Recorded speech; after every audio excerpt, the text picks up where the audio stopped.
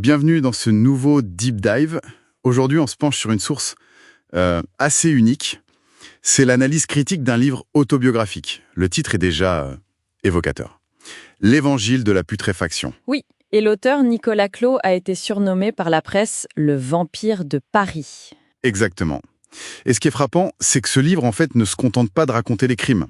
Il essaie de construire un système philosophique autour d'actes extrêmes comme le meurtre, la nécrophilie. Il appelle ça la nécrosophie. C'est ça, la nécrosophie. En somme, c'est une tentative de donner un vernis un peu intellectuel, presque une justification spirituelle, à des pulsions des plus sombres qui soient. Notre mission, du coup, c'est de déballer un peu les faits, les mécanismes psychologiques décrits dans cette analyse.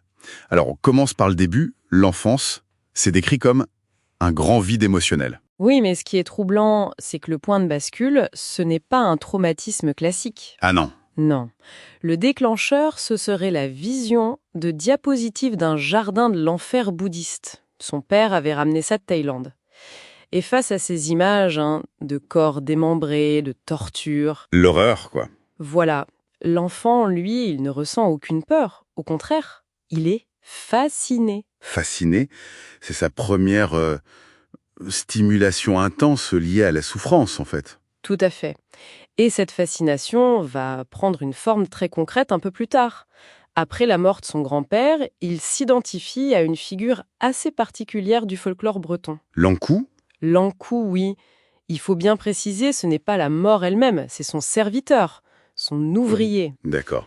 Et l'analyse y voit un mécanisme de défense assez parlant. En gros, face à une peur qu'on ne peut pas gérer, on l'incarne. Plutôt que de subir la mort, il devient son agent. Exactement. C'est une manière de prendre le contrôle sur sa propre angoisse, sa vulnérabilité. C'est une sorte d'armure psychologique, alors. Mais comment on passe de cette construction mentale, presque poétique, à des actes réels? L'analyse suggère que cette armure le désensibilise complètement. Et c'est cette désensibilisation qui, bien plus tard, va lui permettre de commettre l'impensable. D'ailleurs, la partie la plus glaçante de la source, c'est ce qui se passe après sa sortie de prison. Oui. Il aurait réussi à se faire embaucher comme agent mortuaire dans plusieurs grands hôpitaux parisiens. Attendez, comment c'est possible ça? Un homme condamné pour meurtre qui travaille dans une morgue? C'est la faille systémique terrifiante que le document met en lumière. La morgue devient son royaume, comme il dit. Prélever des morceaux de muscles sur des cadavres. Il va jusqu'à comparer la texture à celle du veau, Oh là là. avant de les cuisiner et de les manger chez lui.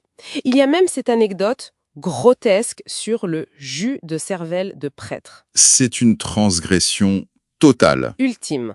Il ne respecte pas les morts, il en fait des objets de consommation. Et ce détachement, on le retrouve aussi dans le crime qu'il a envoyé en prison à la base. Le meurtre de cet homme rencontré via le Minitel Rose. Oui, Le détail le plus choquant, c'est quand il raconte avoir fouillé la cuisine de sa victime pour se faire à manger, pendant que l'homme agonisait à côté. c'est la même logique de domination. Mais ça ne s'applique pas qu'à ses victimes. Il se vante d'avoir manipulé tous les systèmes. C'est-à-dire, En prison, il aurait étudié des manuels de psychiatrie pour simuler la psychose. pour avoir une peine réduite. Voilà. Et ensuite, pour sa libération, il aurait joué le rôle du repenti parfait, trompant les experts. Donc, son personnage de vampire de Paris, ce n'est même pas qu'un surnom de presse. D'après la source, c'est une image qu'il a consciemment forgée. Pour la notoriété, il a transformé sa culpabilité en une sorte de marque. C'est la performance de sa vie. Alors, qu'est-ce qu'on retient de tout ça? La source qu'on a explorée, elle dresse le portrait d'un individu qui non seulement transgresse toutes les limites, mais qui instrumentalise la souffrance pour construire sa propre légende. Exactement. Et ça soulève une question importante, et ce sera notre pensée finale. L'analyse de ce livre, elle ne détaille pas que des actes horribles. Elle détaille surtout la facilité déconcertante avec laquelle les systèmes Judiciaire, psychiatrique, hospitalier. auraient été déjoués. La question à méditer est donc la suivante.